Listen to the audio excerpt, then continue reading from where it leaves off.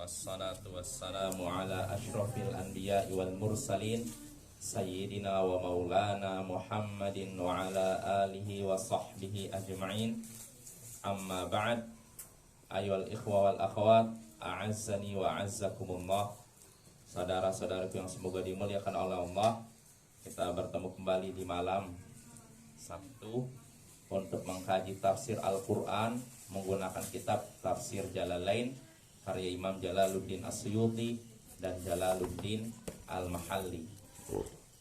Ya, pada pertemuan sebelumnya kita sudah mulai masuk penghujung surat Al-Qamar. Ya, kalau tidak salah kita sudah sampai ayat 48 ya. Dan 49 ya. Betul. Mana lagi, Ustaz? Hah? 51. 51 Bang. 51. Oh iya. Ya, kita baca di ayat 49. Inna A'udzu billahi minasyaitonir rajim. Inna kulla syai'in khalaqnahu biqadar wa ma amruna illa wahidatun kalamhin bil basar wa laqad ahlakna asya'akum fahal mim muddakir wa kullu syai'in fa'aluhu fiz zubur wa kullu saghirin wa kabirin mustatar. Innal muttaqina fi jannatin wa nahar fi maq'adi sidqin 'inda malikin muqtadir. Inna kulla syai'in khalaqnahu biqadar.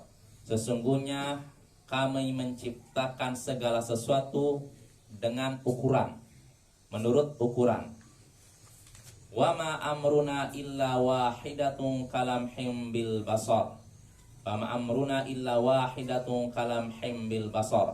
Dan tidaklah perintah kami kecuali satu kali saja, seperti kejapan mata. Ya.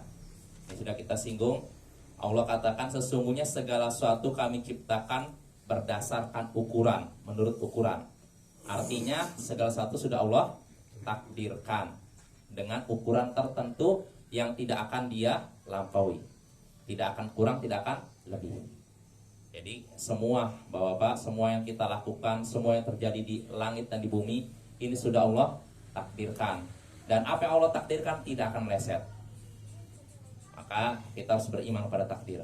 50.000 tahun sebelum ciptakan langit dan bumi, semuanya sudah ditentukan oleh Allah. Ada ukurannya, dan ukurannya tidak akan dilewati.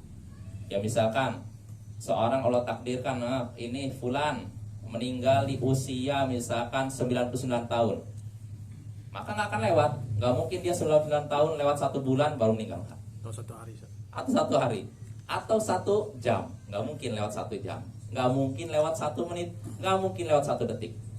Kalau Allah sudah tentukan itu ya sudah. Tidak akan terlewat dan tidak akan kurang. Jadi ajal ini sudah ditentukan Bapak. Rezeki juga begitu.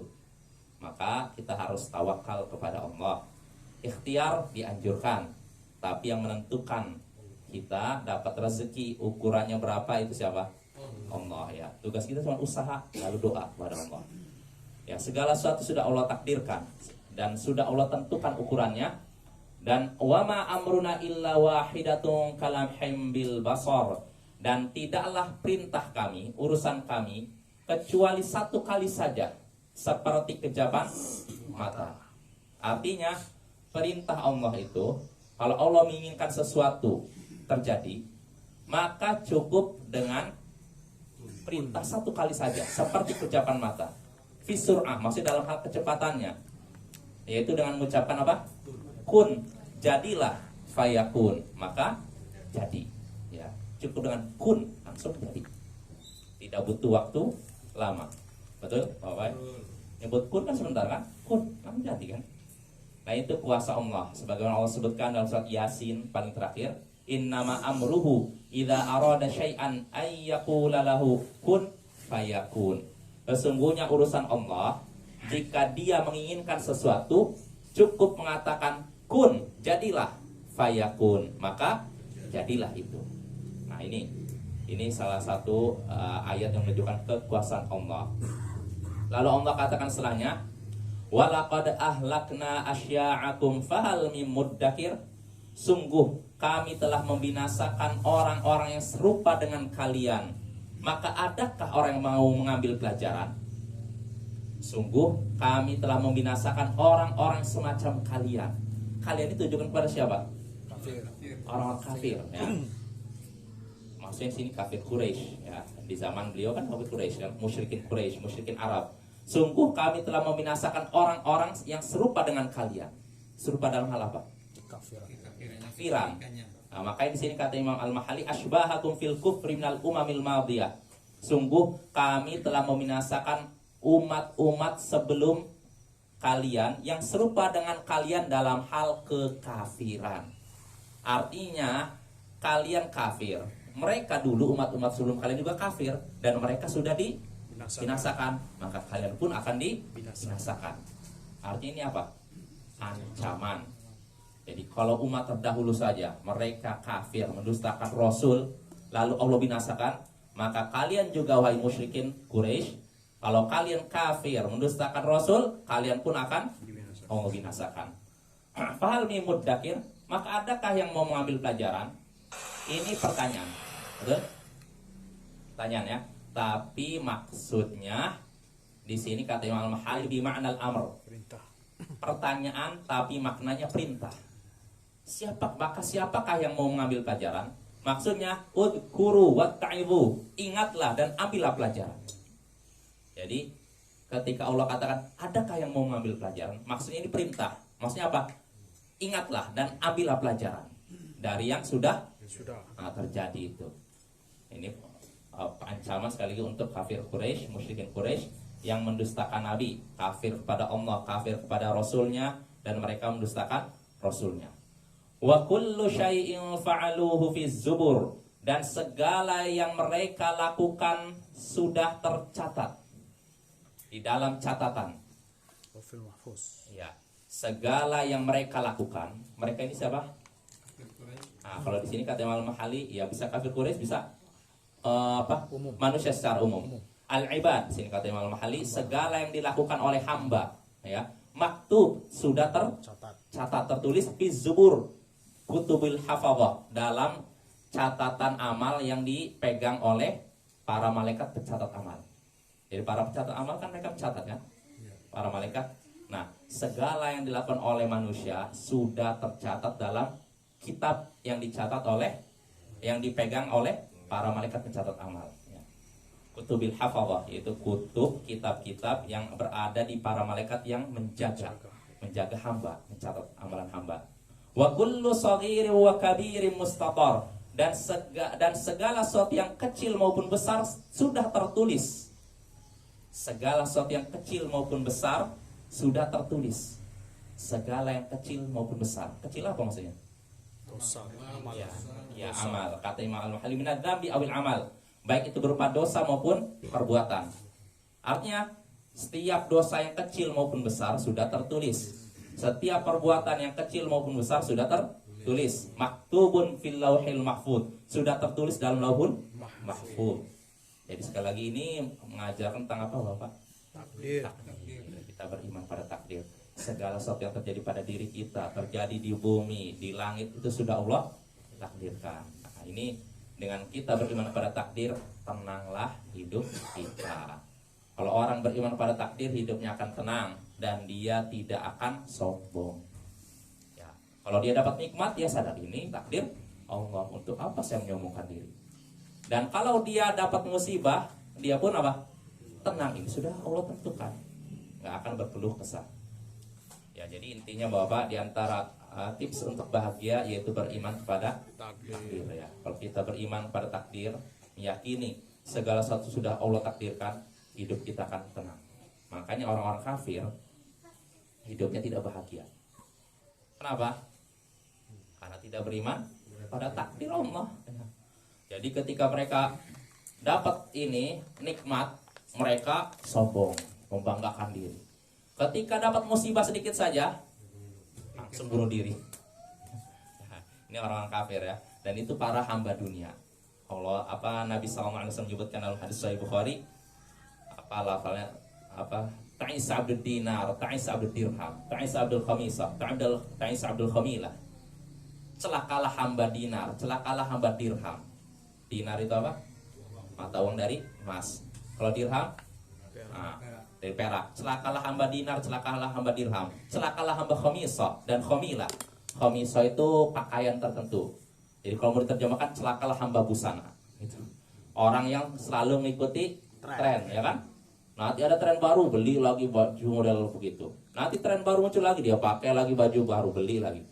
Ini hamba busana. Orang yang selalu begini hidupnya Tidak akan bahagia. Apa ya?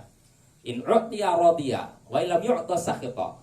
Nah, kata Nabi SAW, hamba dinar dirham, maksudnya hamba dunia semuanya ini, hamba busana, dinar dan dirham. Kalau dia dapat ini rezeki, dia senang. Dan kalau dia tidak dapat rezeki, dia marah. Ta'isawan takas. Celakalah dia dan tersyukurlah dia. Wa idza syika falan taqash. Kalau dia tertusuk duri, dia tidak bisa mencabutnya. Ini ciri-ciri hamba dinar dirham busana, hamba dunia. Kalau dia tertusuk duri, dia tidak bisa mencabutnya. Maksudnya apa ini? lama move on-nya. Panik. Iya, betul. Jadi kalau dia terkena sedikit saja musibah seakan-akan kiamat, dan dia nggak bisa melepaskan diri dari masalah tersebut, stres, akhirnya milih bunuh diri. Nah, ini hamba dunia Bapak ya. Kalau kita menjadi hamba-hamba Allah nggak akan begitu ya. Kena musibah sabar, dapat nikmat syukur ya. Itulah kunci kebahagiaan. Dapat nikmat bersyukur, dapat musibah bersabar. Dan kalau berbuat dosa segera istighfar, minta bertobat kepada Allah. Fa inna haula italah unwan sa'adah. Kata Syekh Muhammad bin Abdul Wahab, 3 tanda tadi, dapat nikmat bersyukur, dapat musibah bersabar. Kalau berbuat dosa segera istighfar, mohon ampun pada Allah. Ini adalah tanda-tanda kebahagiaan. Nah, kalau kita udah ini Bapak bahagia. Salah satunya hilang, nggak bahagia. Ya. Maka orang yang bahagia adalah orang yang nggak pernah kena musibah. Semua orang pasti kena musibah kan? Kecil maupun besar. Ya tidak? Kena ujian. Selama kita hidup di dunia ujian. Setiap orang pasti menghadapi masalah. Betul? Namun orang yang bahagia adalah orang yang bisa menghadapi masalah dengan bijak. Artinya apa? Kalau dia dapat musibah dia sabar. Maka orang yang bahagia bukan orang yang lari dari masalah Bapak, tapi orang yang menghadapi masalah dengan bijak, dengan baik. Ya. Keliru orang lari dari masalah. Karena kemanapun kita pergi di dunia pasti ada masalah. Ya enggak? Masuk kubur, saya lebih lari dari dunia lah. Masuk kubur, mati. Masalah lebih parah lagi. Ya, nggak bisa kita lari dari masalah ya. Yang bisa kita hadapi masalah dengan benar berdasarkan tuntunan Allah Subhanahu wa taala. Yaitu, jadi kita kembali lagi, segala sesuatu yang kecil maupun besar sudah tertulis ya. Di sini maktubun fil lauhil mahfuz, tercatat dalam lauhul mahfuz. Pertanyaannya Bapak, bisakah kita mengetahui isi lauhul mahfuz? Tidak. Bisa. Nggak bisa? Ya, kalau menurut orang sufi bisa. Nggak jelas mereka ini. Jadi mereka itu hurufat yang merusak akidah umat ya Bapak ya. Jadi mereka menyebutkan guru mereka nengok lauhul mahfuz, lalu setelah itu kembali lagi berkata, kamu nanti masuk surga, kamu nanti masuk neraka, saya lihat tadi malam di lauhul mahfuz. Nah, ini hurufat kayak gini bisa merusak akidah. Dan Bapak ini yang seperti ini, hurufat seperti ini memasuki beberapa ahli fikih yang terpengaruh dengan tasawuf itu. Jadi sebagian, kenapa entah itulah hidayah di tangan Allah. Sudah belajar fikih tapi terpengaruh dengan hurufat seperti itu. Maka kita harus banyak-banyak belajar pada Allah, belajar dan memohon pada Allah agar selalu dapat hidayah Bapak. Hidayah mengenal tauhid dan sunnah ini hidayah yang sangat mahal. Kita bisa tahu mahalnya itu kita lihat orang-orang yang terjatuh dalam syirik, dalam bid'ah, dalam maksiat. Baru dari situ, oh ternyata mahal sekali. Ya. Kalau kita nggak lihat itu mungkin nggak. Tapi setelah ngelihat baru, betul tidak? Iya. Iya kan? Kita baru sadar kenikmatan itu setelah ngelihat orang yang terjatuh dalam itu. Nah itulah di situ kita ada, oh alhamdulillah Allah memberikan nikmat kepada saya mengenal tauhid, mengenal sunnah sehingga saya tidak seperti orang itu. Nah itu Bapak ya. Lalu kita lanjut lagi. segala sesuatu yang kecil maupun besar sudah tertulis. Innal muttaqina fi jannati wa nahar fi maq'adi sidqin 'inda malikim muqtadir. Sesungguhnya orang-orang yang bertakwa akan berada di taman-taman dan sungai, yaitu di tempat yang benar di sisi Tuhan yang maha perkasa lagi maha kuasa. Di sisi Tuhan yang maha perkasa lagi maha kuasa. Sesungguhnya kata Allah, orang-orang bertakwa akan berada di taman-taman dan sungai. Taman mana maksudnya? Surga. Surga. Sini basatin kebun, taman itu kebun-kebun. Wanahar, dan juga sungai-sungai. Oh ya, sungai apa saja? Surga. Sungai Madu, Susu. susu, khamar, dan sungai yang tidak Ada. tidak ada rasa tapi tidak Jernih. jernih ya. Maksudnya di sini kata Imam Al-Mahalli, annahum yashrabuna min anharihal ma wal laban wal asal wal khamar. Maksudnya mereka berada di taman-taman surga dan meminum sungainya yang berisi air, susu, madu dan khamar. Jadi khamar istilah kalau saya lihat ini kamus besar bahasa Indonesia khamar kalau Indonesia ini. Khamar ini kalau di dunia bisa memabukkan kita. Betul? Tapi kalau di surga tidak memabukkan kita. Makanya Allah sebutkan dalam surat Al-Waqiah, la yusaddauna anha. Para penghuni surga ketika minum khamar di mana di surga, mereka tidak akan pening dan tidak akan ngaco. Kalau di sini kan udah minum khamar ngaco ngomongnya kan? Ya tidak. Ya, makanya itulah dilarang ya. Dan orang yang meminum khamar di dunia tidak akan meminum khamar di akhirat. Nah, ini makanya bahayanya orang minum minuman keras ya.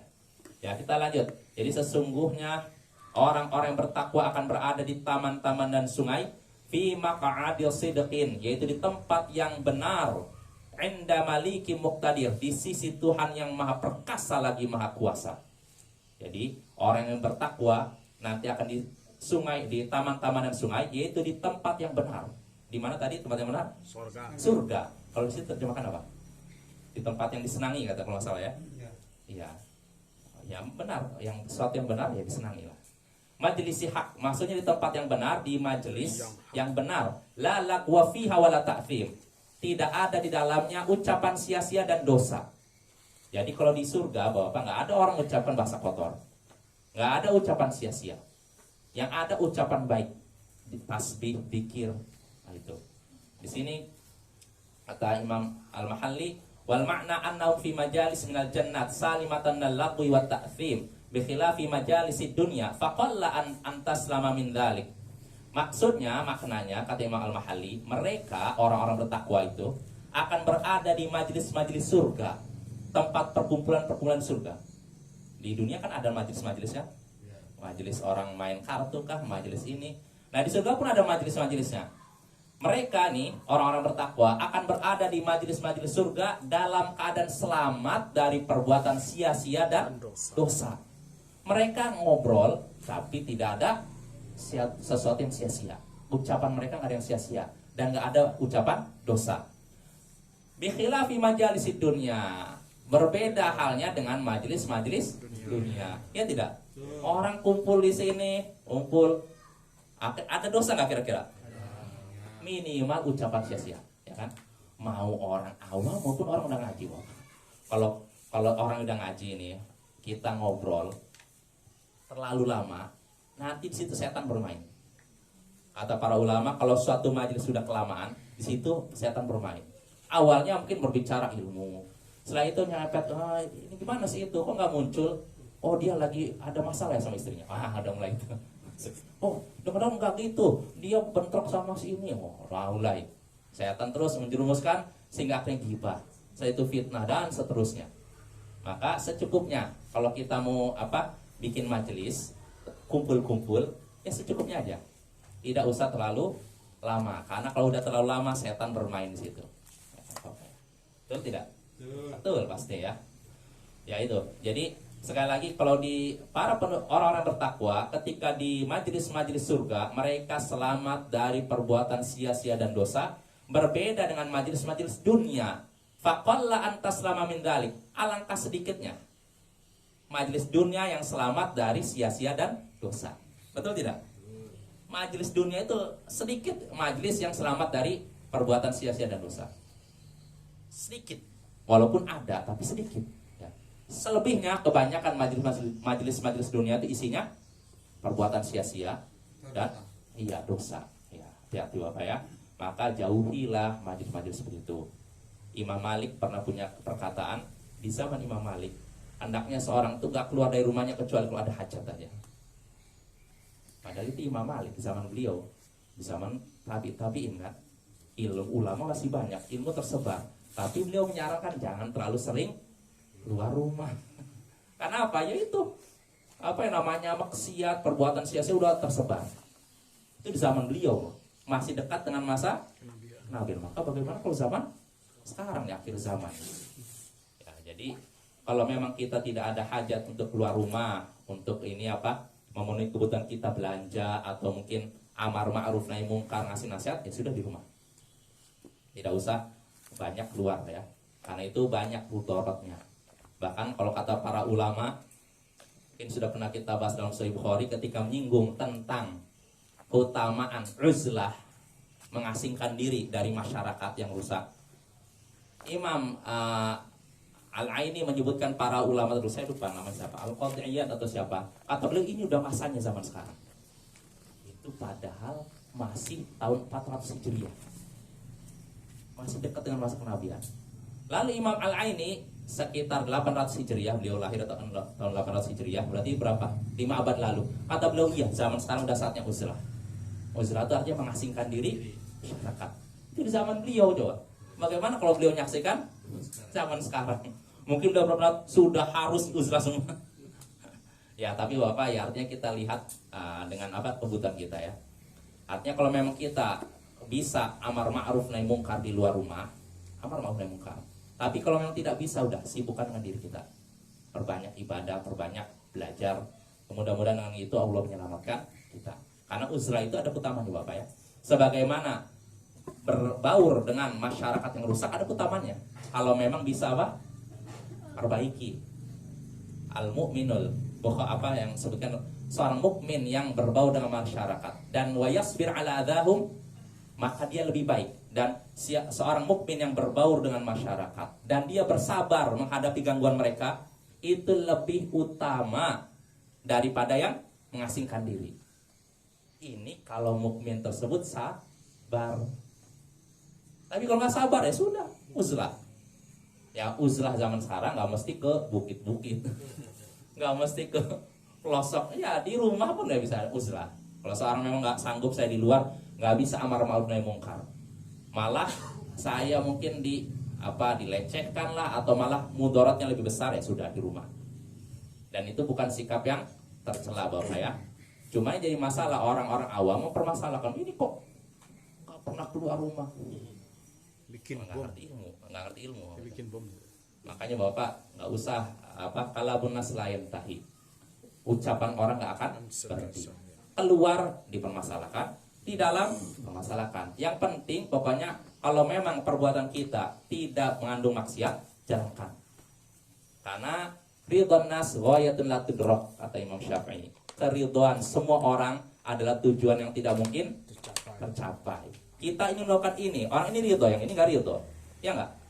Yang kita cari keridhaan orang ini, yang ini nggak ridho, maka udah cari keridhaan Allah, bukan keridhaan manusia ya.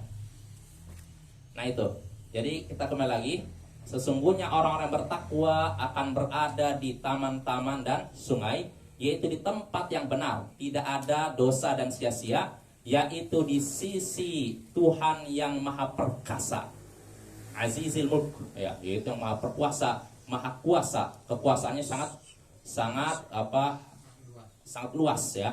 Muqtadir, dan maha kuasa, maha perkasa lagi maha kuasa. Qadirun, yaitu kuasa, la yu'jizu syai'un, tidak ada satupun yang bisa melemahkannya.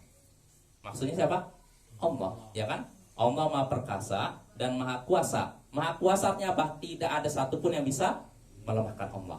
Wa huwa Allah ta'ala, maksudnya itu Allah ya.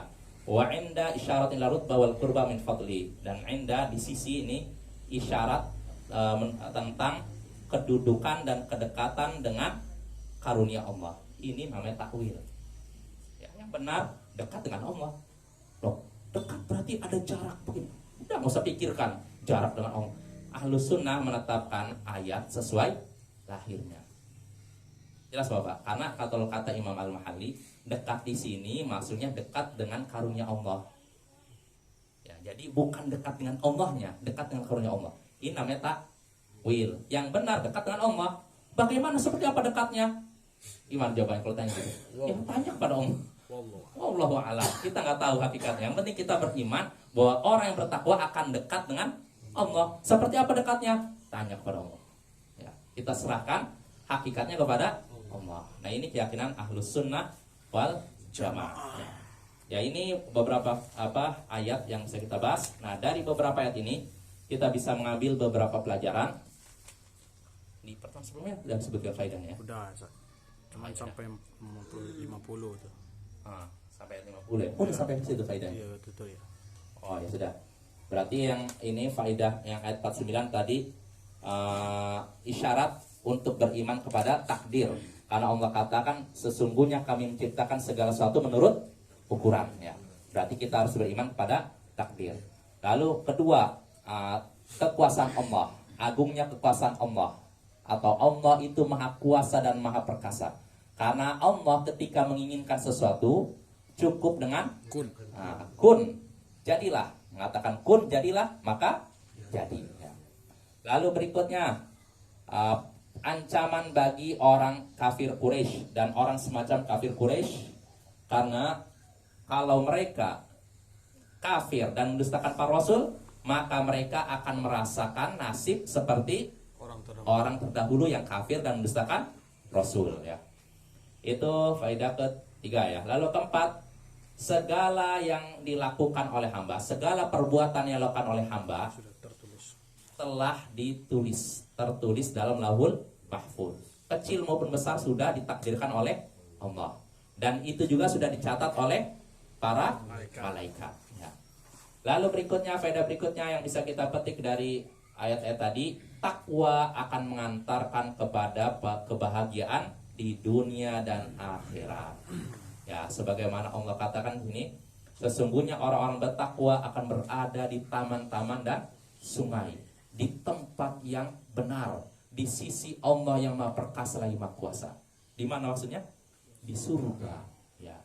Jadi ini menunjukkan takwa akan mengantarkan pada kebahagiaan. Ya. Jelas Bapak? Nah, dengan ini selesai kita dari surat Al-Qamar. Ya. Terkait ayat ini ada sedikit faedah Bapak. Ayat inilah yang dibaca oleh Syekhul Islam di akhir hayatnya. Syekhul Islam Ibnu Taimiyah 2 tahun menjelang wafatnya beliau menghabiskan hidupnya di penjara. Jadi beliau ini mungkin Bapak-bapak sering dengar kisahnya bagaimana musuh beliau ini berusaha menghentikan dakwah beliau dengan berbagai cara. Dengan cara debat kalah, bingung gimana caranya. Ngasih ini fitnah-fitnah bisa ditangkis, sehingga akhirnya mereka menghubungi penguasa untuk tangkap beliau. Akhirnya beliau pun ditangkap, dimasukkan ke dalam penjara di Damaskus. Nah, di situ beliau masih bisa dakwah. Beliau di situ kan ada narapidana kan. Nah, beliau bikin majelis taklim di dalam penjara, sehingga akhirnya para penghuni penjara pada tobat.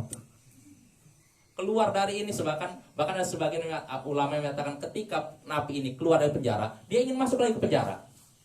Untuk apa? Mau belajar. Kalau di luar nggak bisa belajar, dia pengen belajar. Nah, jadi penjara seakan-akan taman surga. Jadi beliau memberikan manfaat kepada narapidana. Nah, karena melihat ini membahayakan, musuh dakwah nggak berhenti. Akhirnya mereka membisikkan penguasa untuk dipisahkan dengan narapidana yang lain, dipisahkan. Kalau bisa menyendiri, jangan bergabung dengan narapidana yang lain. Akhirnya benar-benar dipisahkan. Jadi beliau nggak bisa lagi dakwah kepada narapidana yang lain. Tapi berhenti dakwah beliau? Nggak. Beliau nulis surat isinya dakwah. Beliau kirim ke luar. Di dalam penjara masih bisa nulis. Terus ngasih manfaat. Namun sekali lagi ini membuat musuh dakwah tidak suka. Ini udah di penjara kok masih juga sedang berdakwah. Akhirnya mereka bisikan kepada penguasa, hentikan. Nggak boleh dia kirim surat.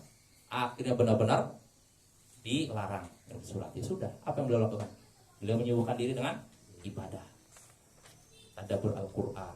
Makanya beliau kan pernah dikunjungi seorang, lalu beliau merasa menyesal selama ketika beliau tidak di penjara, beliau merasa menyanyiakan Al-Quran. Nah, setelah masuk penjara barulah beliau merasakan, waduh, rugi saya. Kenapa nggak dari dulu saya tadabbur Al-Quran? Padahal ketika belum masuk penjara, beliau pun kalau bicara masalah tafsir seakan-akan ahli tafsir. Kalau bicara masalah hadis seakan-akan ahli hadis. Kalau berbicara masalah nahwu, ilmu bahasa Arab, seakan-akan ahli bahasa.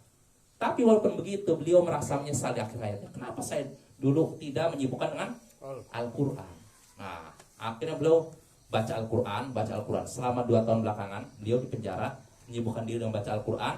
Sampai-sampai kata para ulama, disebutkan oleh Tabaqat Al-Hanabilah, beliau menghatamkan Al-Quran sebanyak 80 kali. 2 tahun belakangan. Menghatamkannya bukan sekedar baca, tapi sambil tadabbur. 80 kali. Nah, beliau hendak menghatamkan ke 81 kali. Udah mendekati akhir, udah nyampe surat Al-Qamar yang kita bahas ini. Nyampe ayat terakhir, lalu beliau meninggal. Jadi beliau sampai ayat yang terakhir, sesungguhnya orang-orang bertakwa akan berada di taman-taman dan sungai, yaitu di tempat yang benar, di sisi Tuhan yang Maha Perkasa lagi Maha Kuasa. Meninggal. Nah, ini ayat terakhir yang beliau baca. Beliau bertekad menghatamkan 81 kali, namun baru sampai ayat ini sudah meninggal. Rahimahullah. Semoga Allah merahmatinya dan masukkan beliau ke dalam surganya. Ya mungkin saja Bapak. Insyaallah pada pertemuan berikutnya kita masuk surat yang baru, yaitu surat Ar-Rahman. Ya.